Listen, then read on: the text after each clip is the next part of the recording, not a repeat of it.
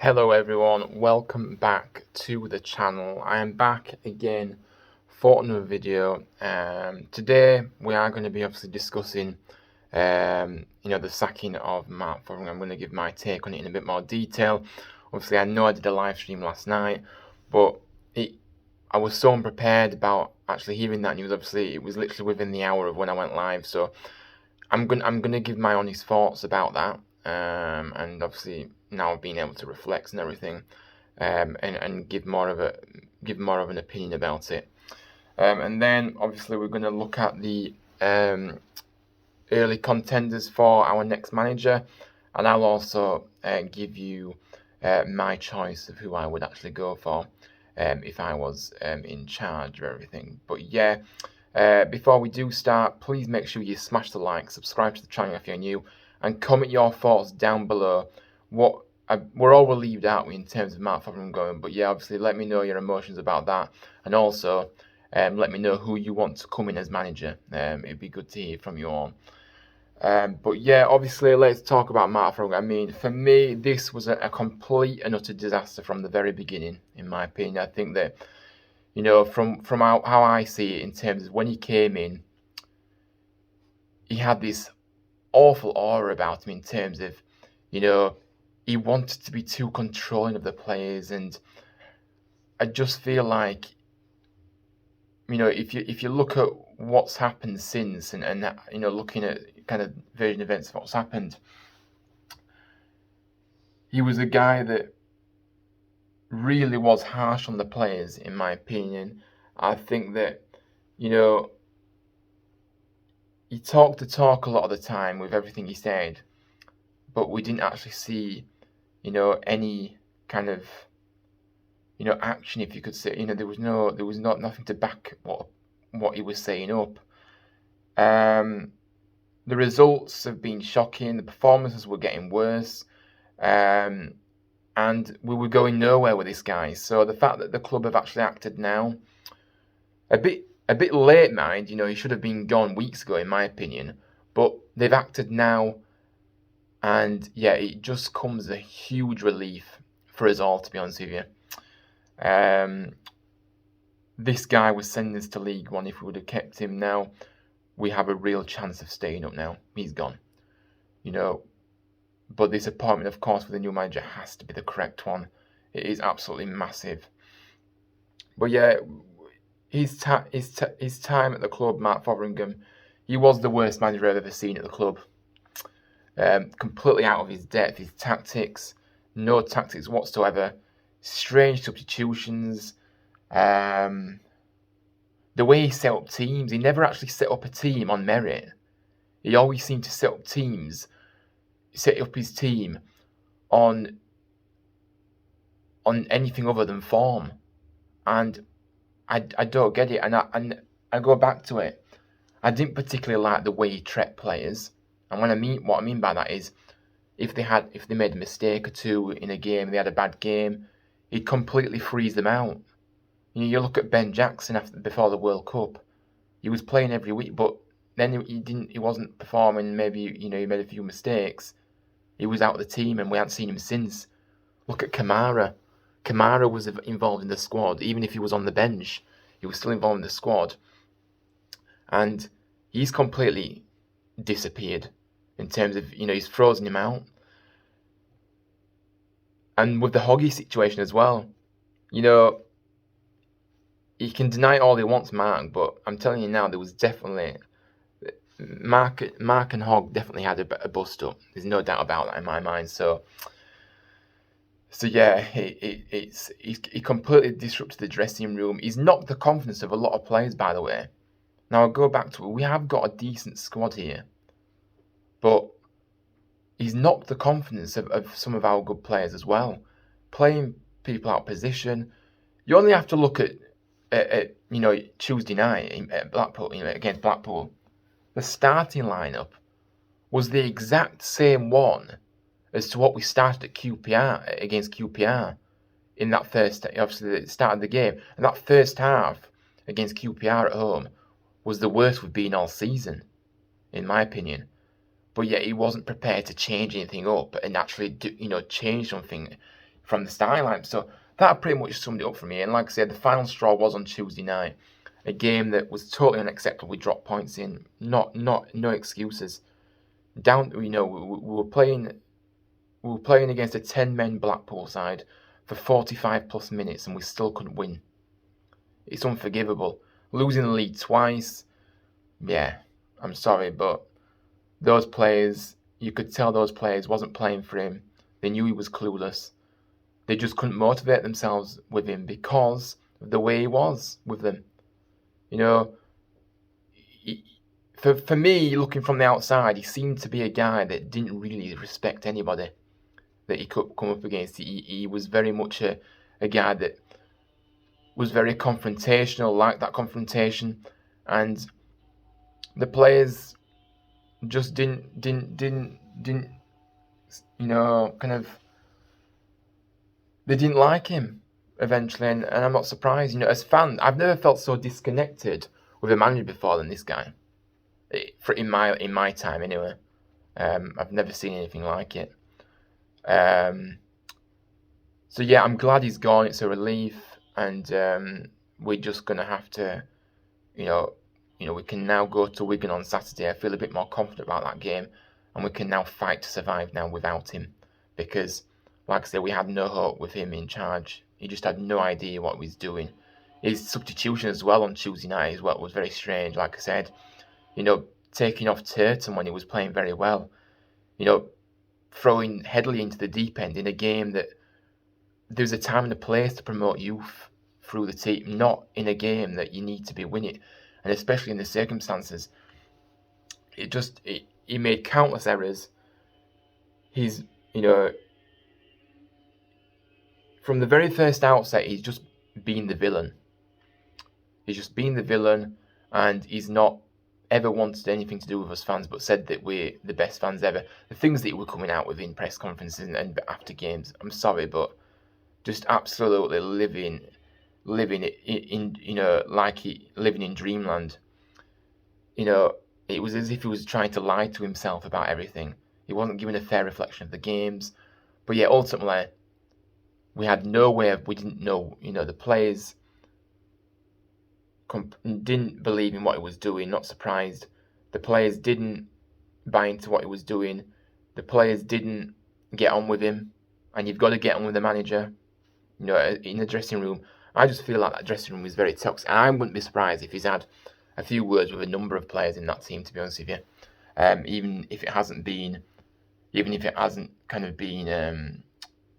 hasn't come out in terms of, us fans knowing about it. But yeah, I don't think anybody liked him. You could tell, even the fans. We didn't like him. He just from the very first. I go back to it. He just was the villain from the. He set as, it was as if he wanted to be the villain as well. He didn't help himself with what he was doing and how he was going about things. So yeah, good riddance, and now we have to just move on. But it has been a terrible season, and despite kind of, in terms of the players that we've got, I feel like we've got a decent squad. We haven't got the best, but I'm not saying we have. But there's no way we should be down where we are. If you have look, what we've done over the years is we have that togetherness at the club, right? I know that the ownership's up in the air, obviously we don't know what's happening with that. I know that there's people on the board that shouldn't be there, Bromby. But this is hopefully the first step, getting rid of this manager. This is the first step to finding our club again, getting our club back ultimately, because it's just been a complete and utter mess, and so we can only hope that this is the start of a brand new start. And like I say, on Saturday I expect to see a lot of changes, and I expect to see a big reaction from those players as well. I do, and I reckon that we will win on Saturday. But anyway, that's not what we're here for. Obviously, Mark Fotheringham has lost his job. Obviously, Kenny Miller has left with him. It just didn't work out, and he should never have been given the job in the first place. Let's be honest, he shouldn't. So yeah, we're all very much happy. He's given us a big lift. I know when I woke up this morning, I felt, yeah, thank goodness he's gone, kind of thing. And we, a new day, obviously, and yeah, but yeah, that's my kind of take on things, really, of how he was. Far too many times we lost the lead. Too negative the way he played. Didn't get the best out of the players that he has. Because, like I said, we haven't got a bad squad. But when you're throwing players under the bus, when you're disrespecting players, they're not gonna respond well to that, I'm afraid. So, and like I said, there was a lot of kind of obviously again, especially because I was at Blackpool on Tuesday when Mark Fotheringham came over. I think that was the warning signs that enough's enough now, mate. You've come over. You were seen laughing and joking at full time, which was a disgrace, by the way. He's come over, had the cheek to come over and clap, and he's just been bombarded with abuse, boos and jeers. And that was the final straw. There is a silver lining. Of course, we were disappointed about the result on Tuesday, but the silver lining is now we've got rid of him. We can build now, and if we get a win on Saturday, then that will be a big step. That will be another big step forward, and it'll the confidence of these players are down on the floor at the moment. You can tell. So overall, Stormray, I'm glad he's gone. Totally out of his depth. No idea what he's doing. Clueless. Should never have been given the job in the first place. And now we just have to wait and see, who we're going to bring in. But we just hope this is the sign of things to come in terms of steps that we make. So anyway, enough about him. Obviously, we're going to look at the front runners now, early contenders for the managerial situation at the club. Who will be the new manager? Let me know what you think. Who do you want to come in? Let me know in the comments. But you're obviously just looking at the odds this morning. Chris Wilder is the favourite, along with Neil Warnock. Now, both managers I really like. Especially, I think that Neil Warnock has had a real track record of getting teams, out of trouble, hasn't he? If you look at what he's done in the past, I mean, you only have to look to the fact is that, if you look at when he took over at Rotherham, a number of seasons back, they were in a similar position to what we are in. Obviously, Warnock's kind of firefighting skills obviously saw Rotherham win 6 of their last 16 games and lose just 4. And, it looks the sort of situation tailor-made for someone like a Warnock, who's kind of encore right when he stayed in another club as well, in Middlesbrough, in the Championship in the 2019-20 season. Now, could Warnock be drawn to one of his former clubs in town for one last hurrah? Just come out with retirement briefly. I think the way to go forward with this is a short-term deal until the end of the season. That is the way forward. His bond with the club remains strong and genuine as well with us. Obviously, he won promotion with us in the class of 94-95. I wasn't even born then, so obviously it'd be good to see him come through the door, and it's one of those. He gets it. He will bring that discipline you need in the dressing room, but and he'll get the best out of these players. I really do think that. Another option, obviously, is Chris Wilder, another Yorkshireman who has kind of successfully handled his fair share of really tough jobs, hasn't he? He's kind of look at what he's done, kind of doing what he did with Sheffield United. Okay, I know he struggled at Middlesbrough and it didn't very good, but sometimes it just doesn't fit at certain clubs. He didn't work there for whatever reason. Doesn't make him a bad manager, because this guy comes with experience. So both of these guys, Neil Warnock and Chris Wilder, are full of experience. Now, it's such a hard one because I would like either of those to come in. But because Neil Warnock has an affiliation with the club, maybe edging towards Neil Warnock at this point, if I'm honest with you. And Chris Wilder, definitely, if he would come in, it would be a fantastic appointment too. But I just think, if we can get someone like a Neil Warnock type until the end of the season, then that would be, the best kind of outcomes with this. Now let's have a look at the other early contenders and just give my thoughts on these. Now